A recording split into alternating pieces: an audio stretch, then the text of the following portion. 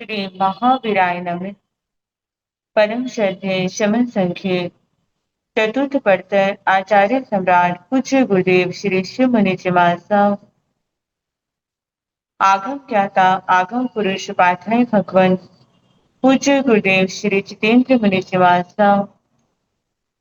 संघ से तो पाठाई भगवान पूज्य गुरुदेव श्री रविंद्र मुनि महाराज एवं आगम वाचना की कक्षा में विराजमान सभी पूज्य गुरु भगवंतों के चरणों में कोटिशः वंदन नमन एवं सुख साता पृच्छा।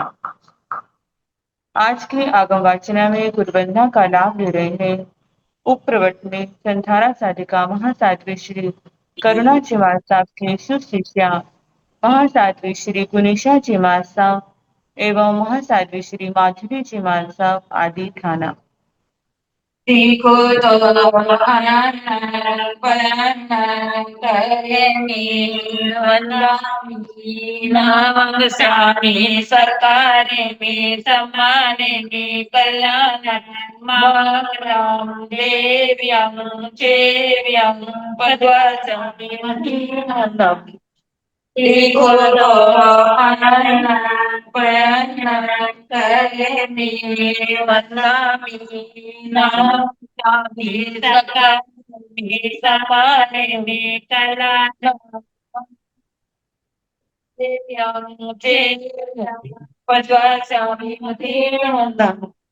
देखो तो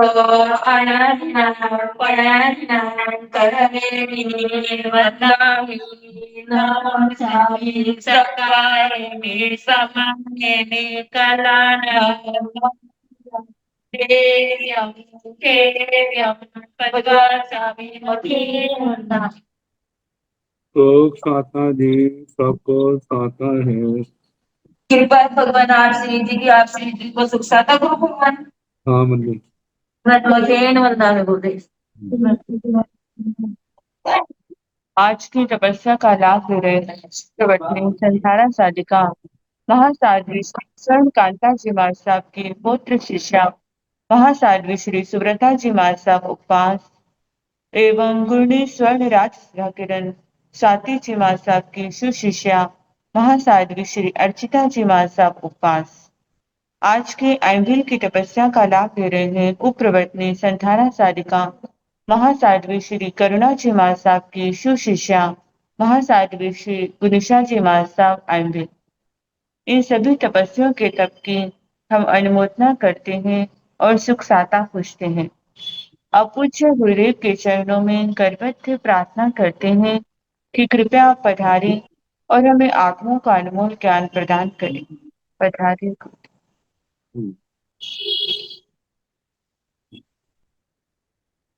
मथेन वंदामि कुछ सुख साता कुछ। नमो अरिहंताण नमो सिद्धाण नमो आयर्याण नमो ओवधायाण नमो लोये सव साहुण तेसो संत नमोकारो सर्व भाव प्रणीषण मंगलानीत संदेश षडमं हरि मंगलम। जिन शासन जिन वाणी सदा जयवंत हो समसन सदा पवित्र मंगल हो। मुक्ति को प्राप्त श्रमण भगवान महावीर स्वामी उनकी परम पावन कल्याणी भागवती वाणी वाचक प्रमुख श्री इंदर भूति गौतम आदि गंधर्व भगवान युग प्रधानाचार्य परम पूज्य श्री सुधर्मा स्वामी जी महाराज उनकी परम पावन पाठ परंपरा वर्तमान आचार्य ध्यान योगी परम पूज्य शिष्य मुनि जी महाराज एवं गुरुजन सब पावन कर्म स्वरूप में मेरा अनंत अनंत और वंदना नमस्कार। आगम परिषद में विराजमान वरिष्ठ मुनिराज, अन्य मुनिवृंद, परमादरणीय भगवती स्वरूपा महासाधु, श्री व्याख्या प्रगति सूत्र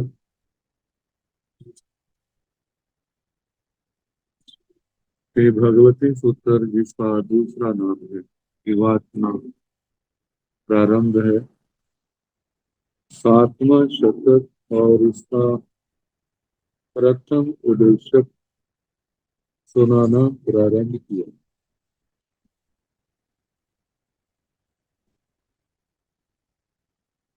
कल वर्णन आया था ब्राह्मणों को राष्ट्रीय पाचन पान खादिम स्वादिम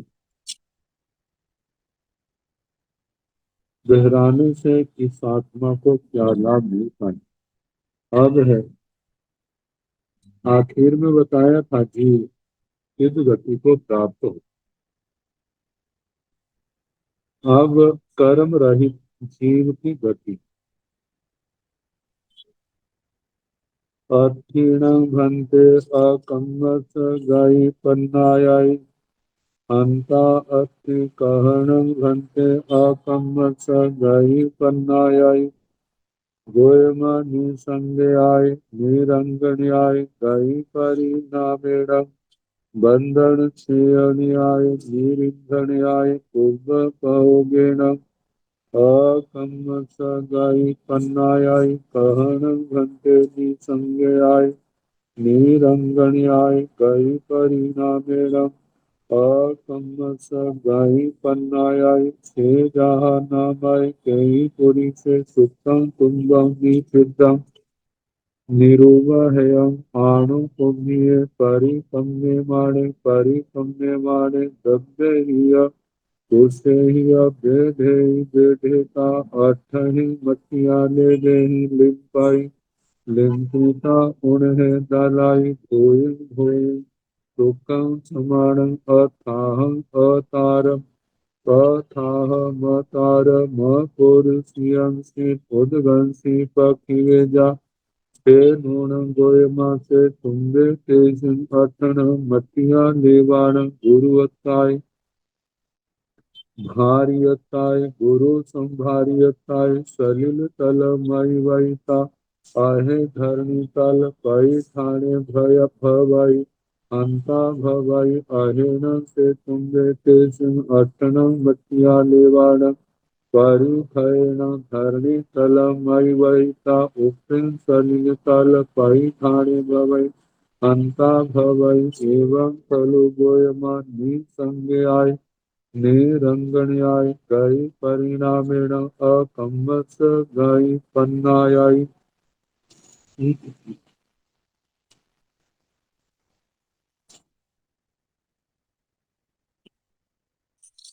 अक्षीण भंते अकम्मस गई पन्नायाय।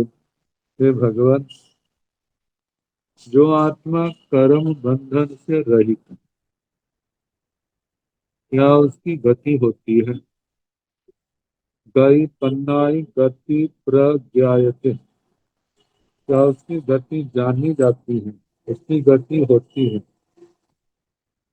भगवान ने कहा हंता अच्छी कर्म रहित जीव की गति होती है। कहण भंते अकम्मस गई पन्नाय। भगवान, कर्म रहित जीव की गति कैसे जानी जाती है, कैसे होती है। गोयमा हे गौतम निसंज्ञाय, निसंगता कर्मों से रहित होना, कर्मों के संग से मुक्त होना। निरंगण्याय, निरंगनता निरंजनता कर्मों के अंजन से कालिक से रहित होना। राग द्वेष से मुक्त होना। गई परिणामेन गति परिणाम से, बंधन छेद न्याय, बंधनों का छेदन होने से, निरिंधन न्याय, कर्मों के ईंधन के समाप्त होने के कारण, उपभोगेण पूर्व प्रयोग से, आकम्मस गई पन्नाय, कर्म रहित जीव की गति जानी जाती है, होती है।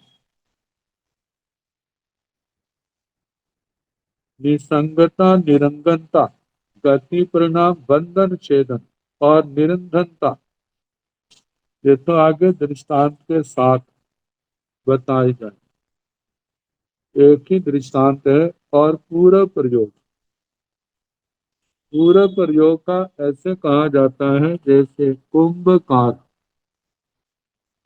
अपने चक्के को चलाता है, पहले तो लाठी के द्वारा उसको घुमाता है,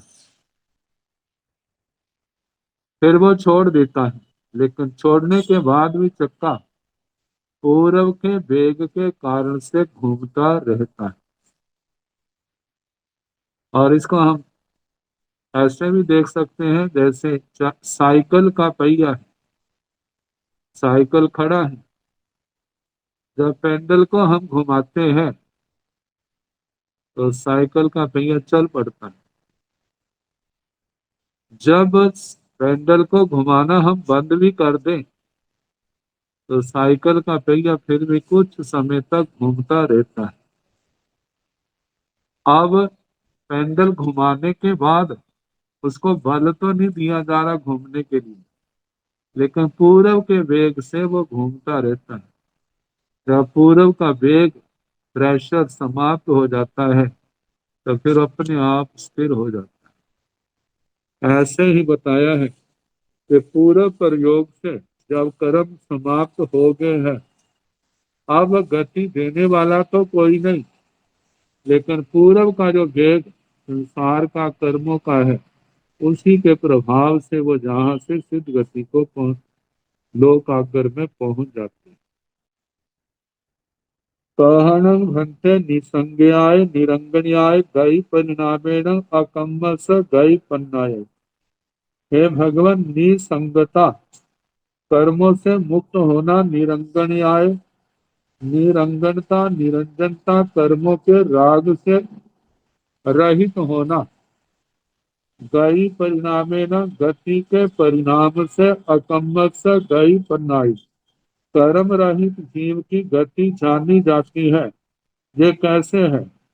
तो भगवान ने कहा से जहाँ नाम आए कई पुरुष है, वह जथा नाम कोई पुरुष, सुखम तुम्बम निच्छिदम, कोई तुम्बा सूखा है, निच्छिदम जिसके अंदर कोई छिद्र नहीं। तुम्बा जो है जैसे घिया पक जाता है, सूख जाता है और वो हल्का हो जाता है, ऐसा तुम्बा किसी ने दिया। निरुब है, कहीं से उपहत नहीं है, टूटा फूटा नहीं है। आणुपुण्य परिकम्य माने परिकम्य माने, अनुक्रम से उसके ऊपर ये परिक्रम संस्कार किया गया। क्या तद्य ही कुशे ही वेद है, पहले तो उसके ऊपर दर्भ घास लपेटी, कुशा लपेटी, वेढ़ेता लपेट करके अट ही मटिया लेवे ही लिपई, 8 मिट्टी के लेपों से उसके ऊपर लेप किया। ये दृष्टांत ज्ञाता धर्म कथा सूत्र के 6ठे अध्ययन तुम्बक में भी आता है। पहले रस्सियां लपेटी, फिर उस पर मिट्टी का लेप लगाया, फिर उसको धूप में रखा, जब सूख गया फिर उसके ऊपर रस्सियां लपेटी, फिर मिट्टी का लेप लगाया। ऐसे क्रम से 8 बार रस्सियां लपेटी और 8 मिट्टी के लेप लगाए।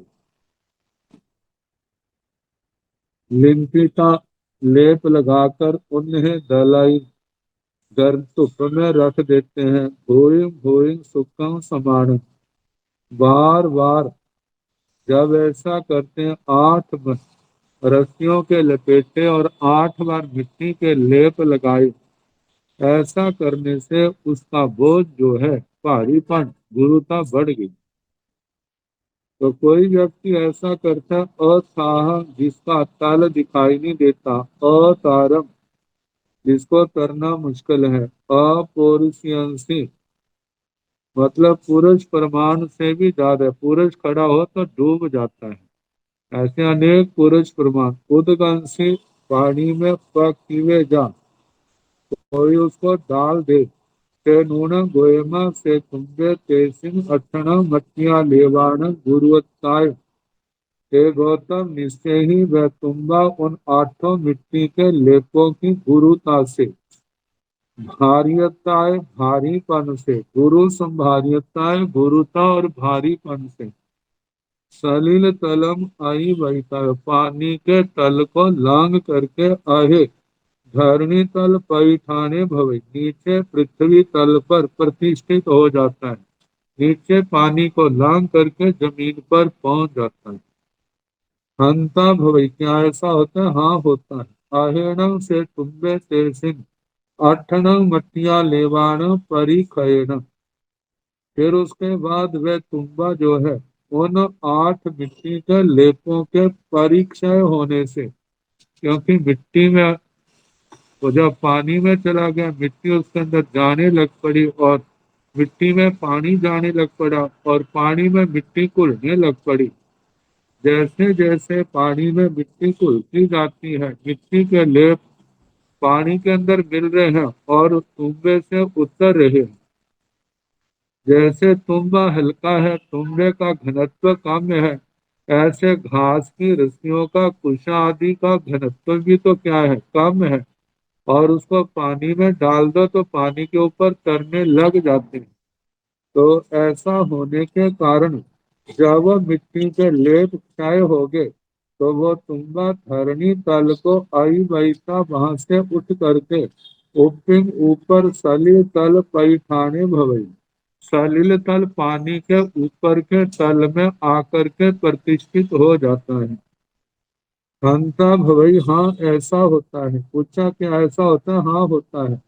एवं खलु गोयमा निसंज्ञाय, इस प्रकार है गौतम, जिस समय कर्मों का संग आत्मा से मिट जाता है, निरंगन आय आत्मा के राग द्वेष खत्म हो जाते हैं, गई परिणामेण गति का परिणमन होने से।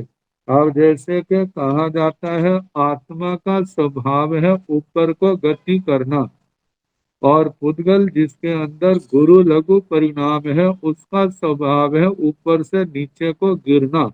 ऐसे आत्मा का स्वभाव होने के कारण ऊपर जाना, ऊपर जाने के लिए गति स्वभाव होने के कारण ये ऊपर जाना है। तो ऐसे चलते चलते जहां तक धर्मास्तिकाय है, वहां तक गति होती है। यदि लोकाग्र के बाद भी धर्मास्ती काय होता तो आत्मा और आगे से आगे बढ़ता जाता, लेकिन आगे धर्मास्ती काय नहीं है, आगे जीव और पुद्गल की गति नहीं है। इसलिए लोक से आगे जीव की और पुद्गल की गति नहीं होती। तो इस प्रकार गति परिणाम होने से अकम्म स गई पन्नाई, अकर्म कर्म से रहित जीव की गति जानी जाती है, गति होती है। कहन बंधन से बंधन छेड़ाए, पाकम स गई पन्नाई, गोयमा से जहाँ नाम आए, काल सिंबनी आई वा, भोग सिंबनी आई वा, मास सिंबनी आई वा, सिंबली सिंबनी आई वा, एरंड मिति आई वा, उन्हें दिन्ना सुखा समानी पुड़ितान, एगंत मंतं गच्छाई, एवं खलु गोयमा कहन गोयमा बंधन छेड़ाए, अकम्मस गई पन्नाई न भवई, कहन भंते निरिंधन आय, अकम्मस गई पन्नाय गोयम से जहाँ नामाय धूमस ईंधन विप मुख स उड्ढम मीस साय निम्बा घायण गई पवतई एवं खलु गोयम कहन भंते पुब पोगेन अकम्मस गाई पन्नाय गोयम से जहाँ नामाय खंडस कोदंड विपमुखस लक्कावि मोहि निब्बा घायण गाई पवताई एवं खलु गोयम उब पोगेण आकम्मस गाई पन्नाय एवं खलु गोयम निसंज्ञाय निरंगण्याय जाव पुब पोगेण आकम्मस गाई पन्नाय कहणं हंते बंधन छेन्याय अकम्मस गाई पन्नाय। हे भगवान, बंधन से जब छेदन होता है उस ऐसे आप कर्म रहित जीव की गति कैसे जानी जाती है, कैसे होती है? तो दृष्टांत के द्वारा भगवान समझा रहे, गोयमा है गौतम से जहा नामाय काल सिंबरियाय वह जथा नाम काल सिंबरियाय। जैसे मटरों की फलियां होती हैं, पक जाती हैं, सूखने के लिए धूप में रख देते। मूंग सिंबरियाय जैसे मूंग होती हैं उसकी फलियां। मांस सिंबलियाय उड़दों की फलियां। सिंबली सिंबलियाई सिंबली सेम आदि की फलियां। एरंड मिंजियाई एरंड जैसे एरंड के फूल फल जब सूख जाते हैं धूप में रखते, तो धूप में रखने के कारण से उनकी आर्द्रता गीलापन तो सूख जाता है और सूखेपन के बाद फिर अपने आप उनमें खिंचाव बढ़ता है। उन्हें दिन्ना सुक्का समाड़ी, जब इन फलियों को धूप में रख दिया जाता है, जब सूख जाती हैं तो फोड़ी ताड़ एगंतम अंतम गच्छन, फिर उनमें क्या होता है, आपस में फूटना, जैसे विस्फोट होता है ऐसे वो फूटती हैं। फूटने के कारण से छिलका दो हिस्सों में बंट जाता है, कोई कहीं गिरता है कोई कहीं गिरता है और दाने कहीं पर गिरते हैं। ये जो छिलकों के गिरने की, दानों के गिरने की जो प्रक्रिया हुई है, ये किसके कारण से है? बंधन छेदन। क्योंकि धूप के कारण से, सूखने के कारण उनके अंदर वो फूटते हैं और वो क्या हो गए, बिखर गए। एवं खलु गोयमा, इस प्रकार है गौतम, बंधन छेदन से कर्म रहित जीव की गति होती है। कर्मों के बंधन, उसका छेदन हुआ जीव से। कहणं भंते निरंधन्याय अकम्मस गई पन्नाय। हे भगवान, जैसे निरंधन, निरंधनता ईंधन के समाप्त होने पर कर्म से, तो ईंधन कौन सा है? जहां कर्म रूपी ईंधन, उससे आत्मा की, कर्म रहित आत्मा की गति कैसे जानी जाती? गोयमा से जहां नामाय धूमस ईंधन विप मुकस उड्ढम बीस साय निब्बा घायण गई पवत। हे गौतम, जथा भय जथा नाम, जैसे धुआं ईंधन से मुक्त हो जाता है, ईंधन से अलग हो जाता है। ईंधन के अंदर गुरुता है, भारी लकड़ियों के अंदर तो भारीपन होने के कारण वो तो जमीन पर है, लेकिन जब आग लगती है और वो हवा के रूप में जो धुएं के परमाणु है, हल्के होने के कारण से उससे अलग हो जाते हैं और ऊपर को जाते हैं। जैसे ईंधन से मुक्त धुआं जो है, उसकी उड्डम ऊपर 20 साय स्वभाव से, विशेषा परिणाम से निब्बा घायण बिना व्याघात के गाई पवत्ता वो ऊपर जाता जाता। एवं खलु गोयमा इस प्रकार है गौतम, जब कर्मों के ईंधन से आत्मा अलग होती है तो आत्मा भी क्या करती है, ऊपर को जाती है। कहना भंते पुब्ब पोगेण अकम्मस गई पन्नाई। हे भगवान, पूरा प्रयोग से कर्म रहित जीव की गति कैसे होती है, कैसे जानी जाती है। गोयमा से जहाँ नामय कंडस कोदंड विप मुक्कस लखा भी मोई निब्बा घायण गई पवत्तई। हे गौतम, वे जथा ना कंडस, कंड जैसे बाण, शर, बाण, तीर, इसकी कोदंड विप्पा मुकर से जब धनुष से वह छूटता है, अलग होता है, तो उस समय डोरी के वेग से वह अपने निशाने की ओर बढ़ता जाता है। अब वहां तो देखिए, आगे तो उसको जोर नहीं दिया जा रहा है, लेकिन पूरब का वेग जहां तक उसका रहता है, वहां तक वहां उतनी दूर पर जाके फिर वो क्या होता है, गिर जाता है। तो अपने लक्ष्य की ओर बिना व्याघात से गति प्रवृत्त होती है। एवं खलु गोयमा इस प्रकार है गौतम, पुब्ब पोगेण अकम्मस गई पन्नाई। पूर्व प्रयोग से कर्म रहित जीव की गति जानी जाती है, होती है। जैसे साइकिल के पहिए का, टायर का दृष्टांत दिया, जैसे कुम्हार के लकड़ी के चक्के का दृष्टांत दिया, वो भी पूरा प्रयोग जनित है ना। क्योंकि पहले तो घुमाता है, जब वो खूब अच्छी तरह घूमता है, फिर अपना मिट्टी का पिंड लेकर के उसके सेंटर भाग में रखता है, और उसको जैसा चाहता है फिर उस मिट्टी को वैसा आकार देता जाता है, जिसके कारण से गोलपन उसके अंदर आता है। तो एवं खलु गोयमा इस प्रकार है गौतम, पुब्ब पोगेण अकम्मस गई पवत्तई के पूरे प्रयोग से कर्म रहित जीव की गति प्रवृत्त होती है। एवं खलु गोयमा इस प्रकार है गौतम, निसंज्ञाय निसंगता से, निरंगन्याय निरंगनता से, गई परिणामेण गति परिणाम से, बंधन छेन्याय बंधन छेदन से, निरंधन्याय निरंधनता से, पूर्वोपयोगेण पूर्व प्रयोग से, अकम्मस गई पन्नाई अकर्म कर्म रहित जीव की गति जो है पन्नाई प्रज्ञाय से जानी जाती होती है।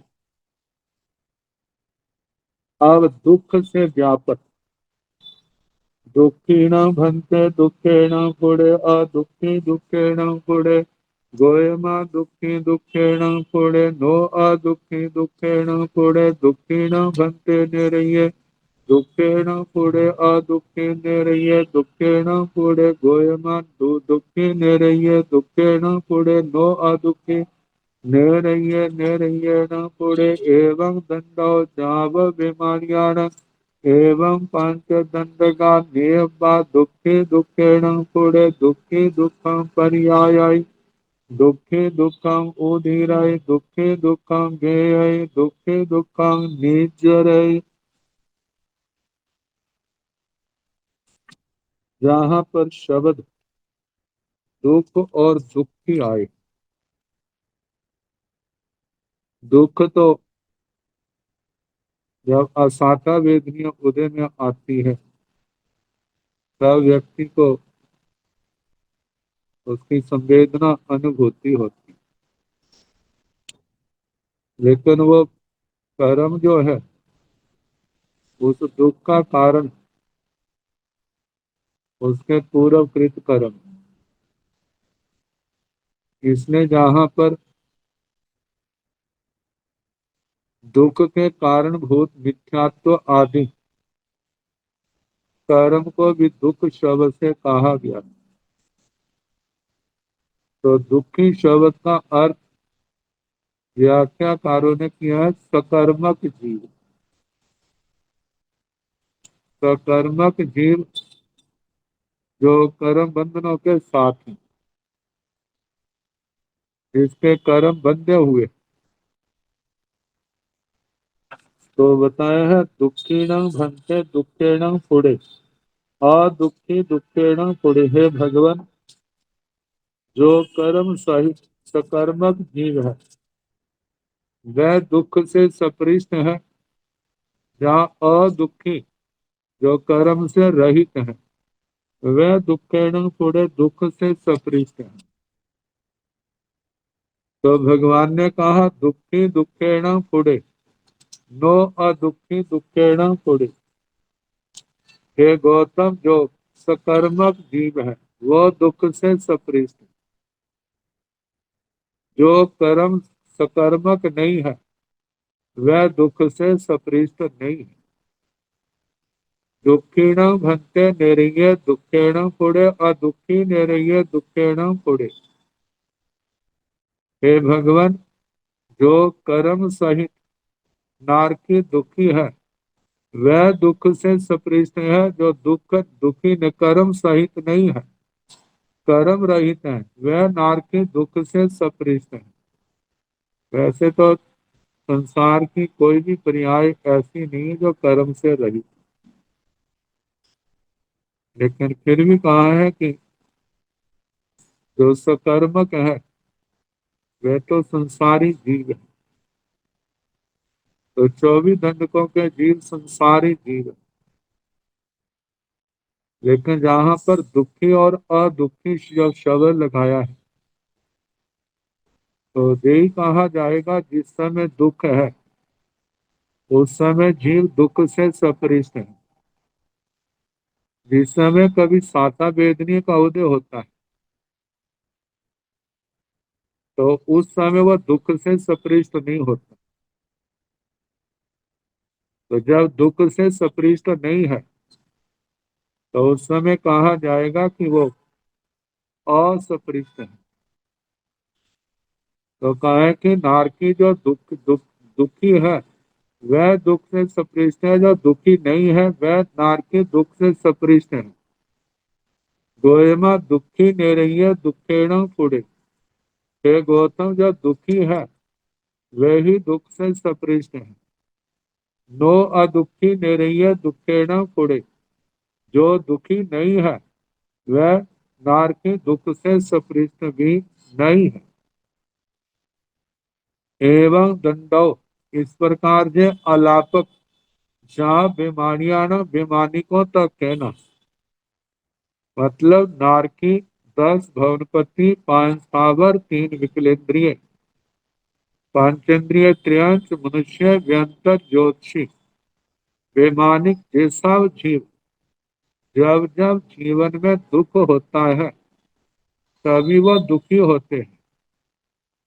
तो दुखी व्यक्ति दुख से सपृष्ट होता है, जो दुखी नहीं है वो दुख से सपृष्ट नहीं होता। तो जब दुख का हेतु असाता वेदनीय है, जब असाता वेदनीय उदय है तो दुखी है, और जिस समय असाता वेदनीय नहीं है तो वो दुखी नहीं है। फिर उसके बाद देखा जाए तो एक साता असाता वेदनीय ऐसी होती है नाम मात्र की, जिससे व्यक्ति उसको सहन कर लेता है, प्रभावित नहीं होता। और एक वह दशा है जो प्रभावित करती है। जो प्रभावित करती है तो उस समय वह दुखी भी होता है, अंदर से भी दुखी होता है और दुख का अनुभव भी करता है। तो पहला आलापक एवं पांच दंडगा नियम, इस प्रकार के 5 दंडक आलापक जानने। दुखी दुखेण पुड़े, दुखी दुख से सपृष्ट है। दुखी दुखम परियायी, दुखी व्यक्ति ही दुख से व्यापक होता है। मतलब दुखी व्यक्ति ही दुखम परियायी, दुख को ग्रहण करता है। दुखी दुखम उदीरई, और दुखी व्यक्ति ही दुख की उदीरना करता है। दुखी दुखम व्ययी, दुखी व्यक्ति ही दुख की संवेदना करता है, अनुभव करता है। दुखी दुखम निर्जर, दुखी व्यक्ति ही दुख की निर्जरा करता है, क्योंकि कर्म भोग के बाद उसकी क्या हो जाती है, निर्जरा हो जाती है। तो इस प्रकार का है, कर्मों का स्पर्श, बद्ध होना, ग्रहण, उदीर्णा, वेदना, ये पांच बातें सकर्मक जीवों में ही पाई जाती हैं, आकर्मक जीवों में नहीं। यदि अकर्मक जीव में ये पांच बातें हो तो सिद्ध भगवान में भी इनका प्रसंग होगा, लेकिन ऐसा नहीं होता। इसलिए सिद्ध भगवान में उपरोक्त पांचों बातें नहीं, क्योंकि वहां पर कोई कर्म नहीं है। अब कर्म आश्रम हुआ है, बांधा है, अबाधा काल बीतने पर उसकी कोई उदीरना हुई, कोई उदय में आया, जब उदय में आया तो उसकी संवेदना हुई, संवेदना के बाद उस कर्म की निर्जरा हो। ये बातें केवल संसारी जीवों में है, सिद्ध जीवों में ये बातें नहीं पाई जाती। और फिर क्रियापति की और संप्राय की क्रिया का वर्णन आ रहा। अणगार शरण घंटे अनाउत्तम गच्छ मानस वा चिट्ठ मानस वा निशीय मानस वा त्वट्ट मानस वा अनाउत्तम वत्तम परिगहम कम्बलं पाय पुंसण गेण मानस वा ये शिव मानस वा तर्षण भंते किम क्रिया बहिया क्रिया कज्जाई सांप्राया क्रिया कज्जाई गोयमा नो क्रिया बहिया क्रिया कज्जाई सांप्राया क्रिया कज्जाई से तीर्णठेन गोयमा जसन को मान माया लोभा गो छिन्ना भवन्ति तस्न क्रिया बहिया क्रिया कज्जाई नो संप्राया क्रिया कज्जाई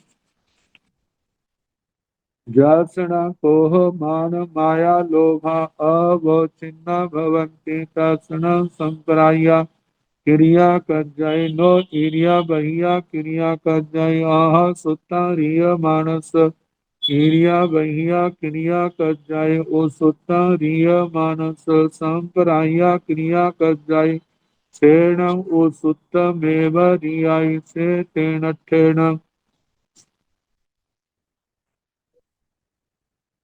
कहा जाता है। और साता वेदना, छठे गुण स्थान तक इसका बंध होता है, छठे गुण स्थान से ऊपर और साता वेदना का बंध नहीं। तो छठे गुण स्थान में भी असाता वेदना बांधने के जो क्षण है वे उस समय है जब आत्मा अशुभ योगों में जाता है, जब आत्मा के अंदर यत्न का भाव नहीं होता। जब शुभ योग है, योगों में जतना है, उस समय असाता वेदना नहीं बनती। जब योगों में प्रमाद आ जाता है, प्रमाद के साथ अयतना आ जाती है, तब वहां पर असाता वेदना का बंध हो जाता है। और जितनी अयतना है उसके अनुसार, थोड़ी अयतना है तो थोड़ा बंद होगा, और ज्यादा अयतना है तो ज्यादा बंद होगा। काम ज्यादा करना ये किसी दूसरे व्यक्ति के हाथ में नहीं, इस आत्मा के अपने हाथ में। इसलिए भगवान कहते हैं जो असाता से बचना चाहते हैं, तो जैसे गौतम जी को कहा था समयम गोयम माँ प्रमाय, हे गौतम समय मात्र का भी प्रमाद ना करो। तो इस प्रकार हर साधु साध्वी के लिए भगवान का निर्देश है कि प्रमाद नहीं करना, समय मात्र का भी। वो प्रमाद दुख का कारण और समाधि का कलेश का कारण। तो अब कहा जा रहा है, गौतम स्वामी जी पूछते हैं अनगारसण भंते, अनाउत्तम गच्छ मानस। जैसे दसवीं कालिक सूत्र के ना चौथे अध्ययन की वह गाथा सातवीं गाथा है, आठवीं गाथा। पहले तो आए ना कहम चरे कहम किट्ठे कह मासे कहम सय कहम भुंजन तो भाषण तो पाव कम्मल में बन गई। क्योंकि पहली छह गाथा में कहा कि जब जीव अयत्ना से चलता है, खड़ा होता है, बैठता है, लेटता है, खाता है, बोलता है, तो पाप कर्म का बंध होता है, उसका परिणाम कड़वा होता है, जिससे जीव दुखी होता है। तो गौतम स्वामी ने पूछा भगवान फिर कैसे चले, कैसे खड़े होंगे, कैसे बैठे, कैसे लेटे, कैसे बोले, कैसे खाएं, जिससे पाप कर्म का बंध ना हो। तो देखा जाए जयम चरे जयम किट्ठे वाली जो गाथा है ये सारे संयम का सार है। इस गाथा के चार चरणों में सारी बात कह दी भगवान। ये छह बातें जीवन में आवश्यक है, इनके बिना व्यक्ति रह नहीं सकता, लंबा जीवन नहीं चला सकता। इन छह बातों को करना भी जरूरी है, कर्म के बंध से भी बचना जरूरी है। तो भगवान ने अपने धर्म का मूल यत्न शब्द दिया। यदि इन क्रियाओं के साथ यत्न है तो कर्म का बंध नहीं होता। यदि यत्न नहीं है तो कर्म का बंध होता है। यत्न रखने का नाम ही तो संयम है। यत्न है तो संयम है, यत्न नहीं है तो संयम भी नहीं। अब कौन आत्मा कितना ध्यान रखता है ये तो वो स्वयं जानता है। मोटी दृष्टि वाला भी तो देखता है, अपने को देखें चाहे ना देखें दूसरा तो नजर आ ही जाता है। और अतिशय ज्ञानी भी इस बात को जानते हैं, संयम में कौन कितना पानी है, कौन कितना बाहर है। तो आत्मा को अपना रक्षक स्वयं बनना है। जब स्वयं बनेंगे तो इस संसार को पार करने के अधिकारी भी बन गए। तो कहा जा रहा है भगवत अणगार जो अना उत्तम गच्छ मानस। अना उत्तम, अनायुक्त, अनायुक्त का मतलब यत्न से रहित। गच्छ मानस जो गति कर रहा है, चल रहा है। तिष्ठ मानस व जो बिना यत्न के खड़ा होता है। आप कितने हैं खड़े भी हैं लेकिन पैर चलते रहते हैं, लेकिन जमीन की ओर ध्यान नहीं है। जब ध्यान नहीं है तो पैरों के अंदर कुछ भी छोटा जीव जंतु आ सकता है। और जब पैरों के नीचे आया है तो उसके घात को कौन रोकेगा। तो ये अयत्ना, यत्ना बिना यत्ना के चलना, बिना यत्ना के खड़े होना। निसीय मानस हुआ, निसीय मान होता है बैठना। निसीय निशीदति बैठकर, बैठने वाले के बिना यत्न के तुवट मानस सब या बिना यत्न के करवट लेते। अनाउत्थम बद्धम परिगाहम कम्बलम पाए पुंछ पुंछण गेढ़ मानसवा। बिना यत्न के बस्तर परिगह पात्र कंबल पाद प्रोंछन इनको ग्रहण करता है। विखेव मानस और स्थान पर रख रहा, बिना यत्न के, बिना देखे, बिना पूंजे, बिना पढ़े। दर्शन भंते किम क्रिया बहिया क्रिया कजई संप्राया क्रिया कजई। भगवान ऐसे अयत्ना प्रधान अणगार के क्या ईरियापति की क्रिया लगती है या संप्राय की क्रिया लगती है। भगवान ने कहा गोयमा दो ईरिया बहिया क्रिया कजई। हे गौतम उसको ईरियापति की क्रिया नहीं लगती। संप्राया क्रिया कर जाए, संप्राय की क्रिया लगती है। संप्राय की क्रिया वह होती है जिसके अंदर कषाय, कषायों वाली, इसमें कर्म स्थिरता वाली। और संप्राय की क्रिया में भी जो यत्ना है, जो यत्नाशील है, वह असाता वेदनीय कर्म के बंध से बच जाए। और दूसरे ज्ञानावर्णीय आदि कर्म जो बंद रहे, वो लंबी स्थिति वाले नहीं बनते। और संयम से पूर्व के कर्मों की निर्जरा भी होती है। जहाँ संबर होता है उसके साथ निर्जरा भी होती है। तो बताया है कि यदि सरागी है, ईर्या, ईर्या मतलब के यत्नाशील है, तो गाढ़े कर्मों का बंध उसके नहीं होता। और यदि यत्ना के बिना है, तो जितना यत्ना का अभाव है उसके अनुसार कर्म का बंध तो होगा ही। हमारे कहने से ये थोड़ा कि तेरे नहीं होता है, हमारे हाथ में थोड़ा है, ये तो उस आत्मा के अपने हाथ में है। तो भगवान ने कहा उसको इरियापथी की क्रिया नहीं, संप्राय की क्रिया लगती है। सेकेण अट्ठेण, भगवान ऐसा किस दृष्टि से कहा? गोयमा मतलब इरियापथी की किसको लगती है? ईर्या वह्या क्रिया किसके? गोयमा जसन कोह मान माया लोभा वो छिन्ना भवंती। हे गौतम, जिस अंगार के क्रोध मान माया लोभ व्यवच्छिन्न होते हैं, मतलब उदय को, ये सब मौन्य कर्म को सर्वथा क्षीण कर दिया है, जा शांत कर दिया है।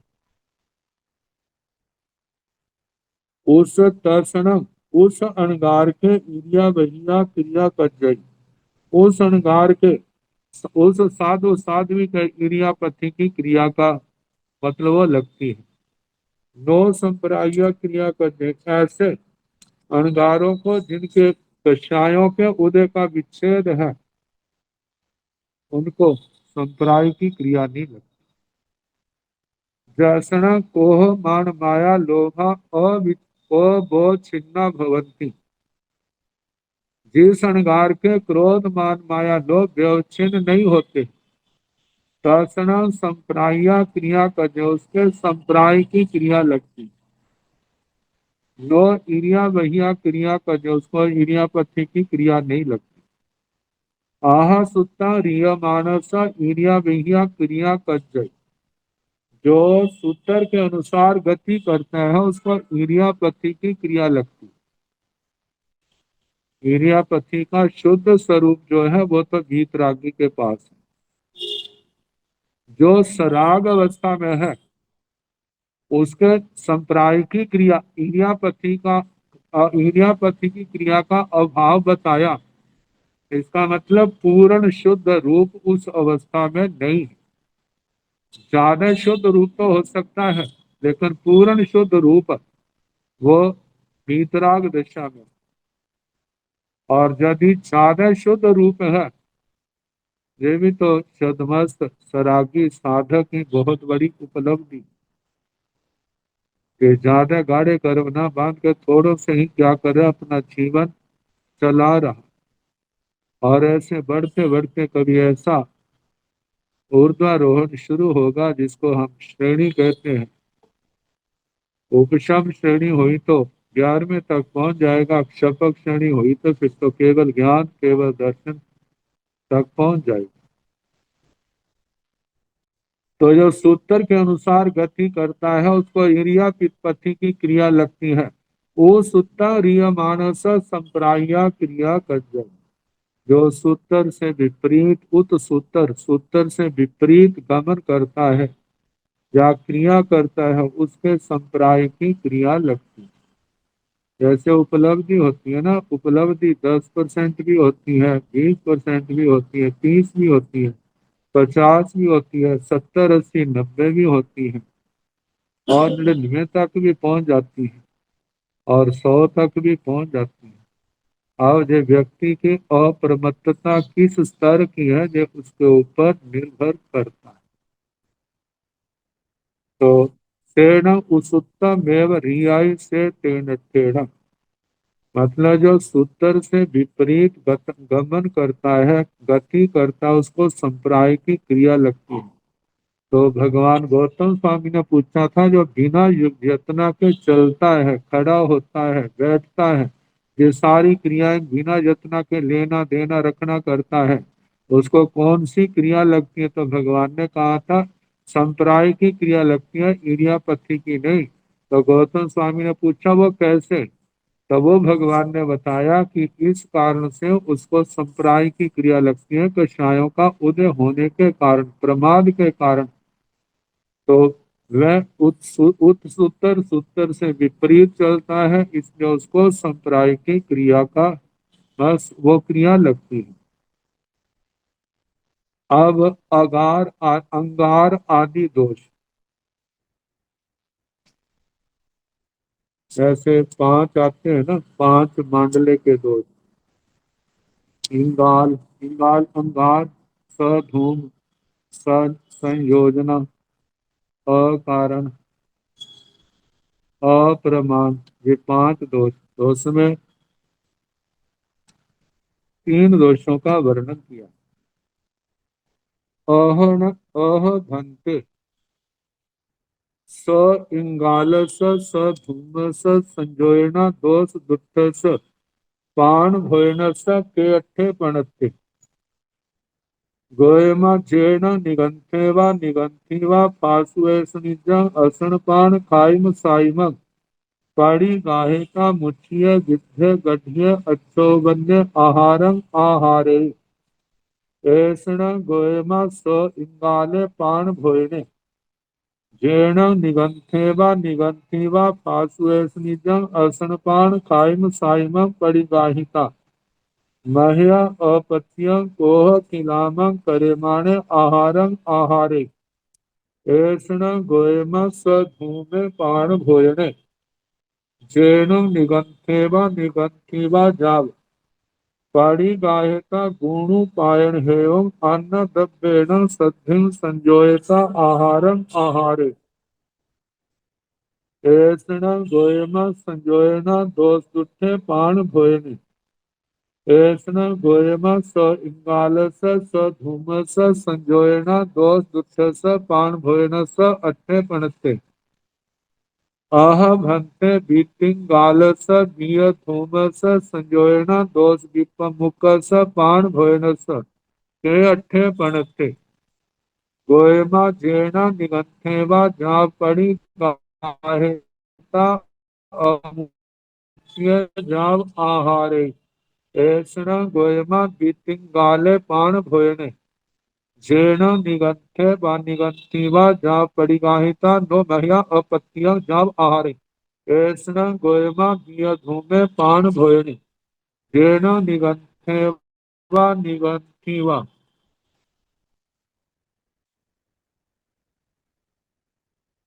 जाव परिगाहिता जहाँ लब्ध तहाँ आहारं आहारे, ऐसण गोयमा संजोयना दोष विपमुखे पान। एक आहार पानी तो ऐसा है जैसे शास्त्रीय विधि बताती है, एक आहार पानी ऐसा है जो पूर्व ऋषियों के द्वारा आचरित है। अब स इंगाल स धूम संयोजना, स इंगाल अंगार दोष तो बताया है, स्वादिष्ट भोजन आसक्ति के साथ खाना, स्वाद लेकर के, ऐसा आता है ना, सू कड़ी थी, सू पक्की थी, सू छिन्ने, सू हड़े मड़े, सू लट्ठी थी, सू निठी थी, सावजम बज्जय मुनि, मतलब कि अच्छे की प्रशंसा करना और जो अच्छा नहीं है उसकी निंदा करना। तो मूर्छित होकर के आहार करना, हुए भोजन करना, बिना मन के, बिना मन के नहीं अनासक्ति का हो, ऐसा नहीं है, स्वाद नहीं है इसलिए बिना मन के खा रहा है। और तीसरा है संयोजना। संयोजना का तो जहां तो बताया जैसे मिला है वैसे खा ले, और पहले रोटी खा ले, फिर दाल खा ले, सब्जियां खा ले अलग अलग। शास्त्र तो अर्थ तो यही निकलता है। लेकिन मैंने कहा जो पूर्व ऋषियों के द्वारा आचरित प्रथा है, वो आचरित प्रथा क्या है, वो तो ऐसी नहीं है पहले रोटी खाए फिर बाद में दाल पी ली, पहले दूध पिया उसके बाद चीनी खा ली, या पहले चीनी खा ली उसके बाद शक्कर खा ली उसके बाद दूध पी लिया, क्योंकि आगे जा इकट्ठा तो हो ही जाएगा। लेकिन दूध में मीठा मिलाने की तो परंपरा है, और रोटी को दाल सब्जी से लगा करके जो खाने की ये भी क्या है, परंपरा है।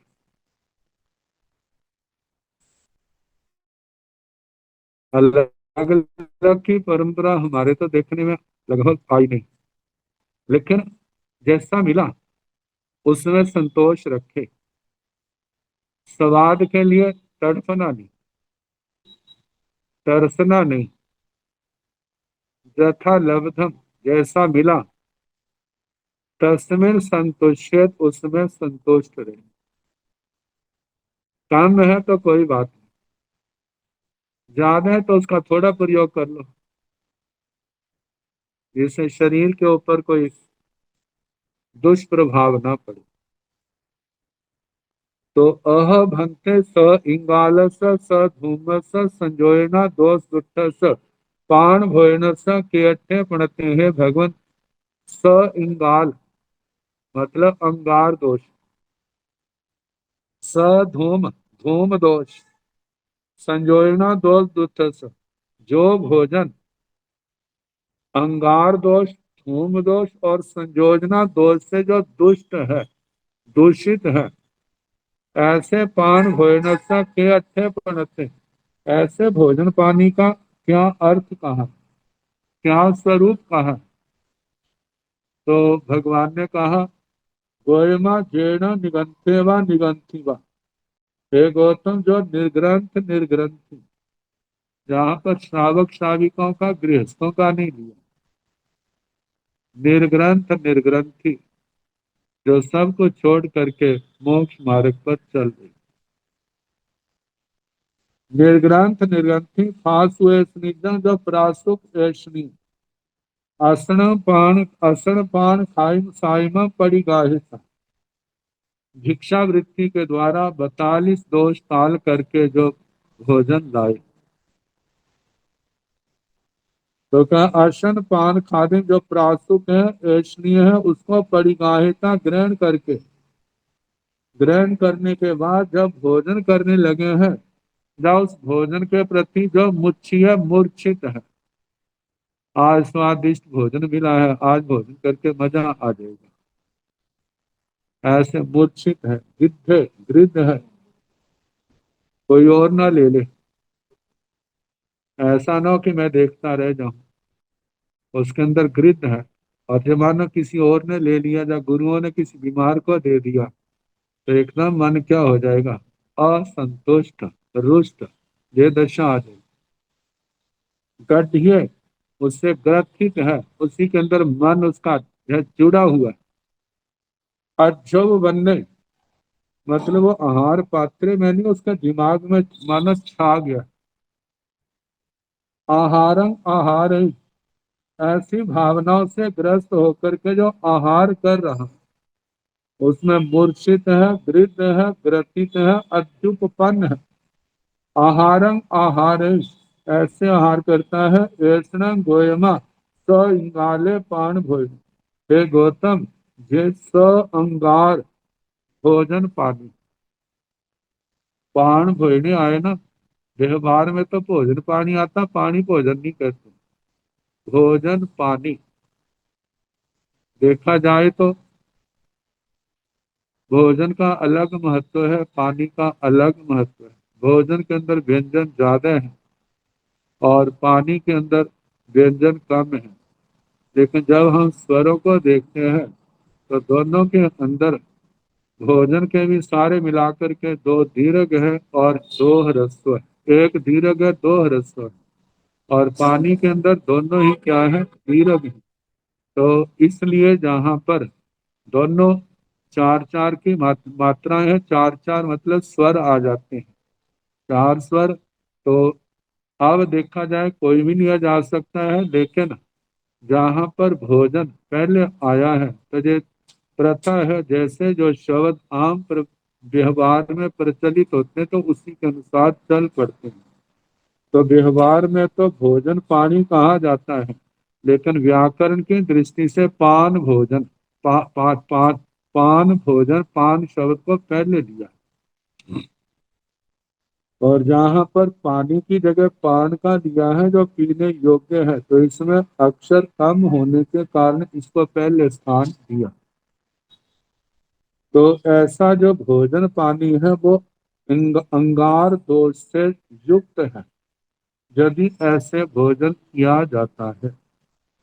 जेण निगंथे व निगंथी व पाशुस्निजं असनपान खाइम साइम परिगाहिता। जो निर्ग्रंथ निर्ग्रंथि प्रासुक ऐष्णीय असन पान खादिम स्वादिम को ग्रहण करके महिया अपत्यं कोह किलाम करे माणे आहारम आहारे। महिया अपत्यं, ये तो तभी संभव है जब बुझे, मन बुझा हो, उससे प्रसन्न ना हो, मन के अनुकूल ना मिला हो, तभी अप्रीति भाव आता है। और अप्रीति भाव भी थोड़ा नहीं है, महया बहुत ज्यादा है। जैसे जलते पुनते हुए, कोह किलाम गुस्सा करते हुए, करे माने करते हुए, आहारम आहारे आहार करता है। ऐसना गोयमा स धूमे पान भोजन। हे गौतम, ऐसा भोजन जो है सधूम, धूम दोष से युक्त भोजन पानी है। जेण निगंथेवा निगंथीवा जा परिगायता गुणोपायन हेम अन्न द्रव्येण सद्य संजोयता। जो निर्ग्रंथ निर्ग्रंथि निर्दोष प्राकृत ऐष्णीय अशन पान खाद्य स्वादिन ग्रहण करके और गुणों को पैदा करने के लिए अन्य द्रव्य से, भाई इसमें नमक ज्यादा है, जाओ घर से नमक ले आओ। इसमें मीठा नहीं है, जाओ दूसरे घर से मीठा लेकर के आओ। कहते ऐसा नहीं करना। कहते कोई बीमारी के कारण से है वो बात अलग है। यदि ऐसी कोई बात नहीं है तो जैसा मिला है उसी का सेवन करे, इसी में निर्दोषता है। तो गुणों को पैदा करने के लिए अन्य द्रव्य के साथ उसको संयोजन करना, मिलाना, ऐसे मिलाकर के आहारम आहारे आहार करता है। ऐसा गोयमा संयोजना दोष दुखे पान भोजन। हे गौतम, ऐसा भोजन पानी जो है संयोजना दोष से दुष्ट है। ऐसा गोयमा स्वयंगालस स्वधूमस संयोजना दोष दुख पान भोजन स अठे पणते। हे गौतम, जिस स्व अंगार स धूम संयोजना दोष से दूषित तो भोजन पानी का अर्थ है, स्वरूप है।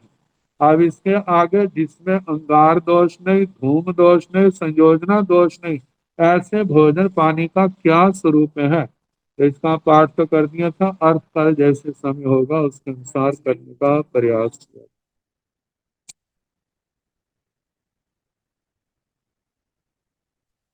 नमो अरिहंताण, नमो सेंधाण, नमो आयर्याण, नमो ओमनायाण, नमो लोये साम साहुण सो पंच नमो तारो सब सर्व पाव पण सणो मंगलानंद संगीत पाड़व भवाय मंगलम।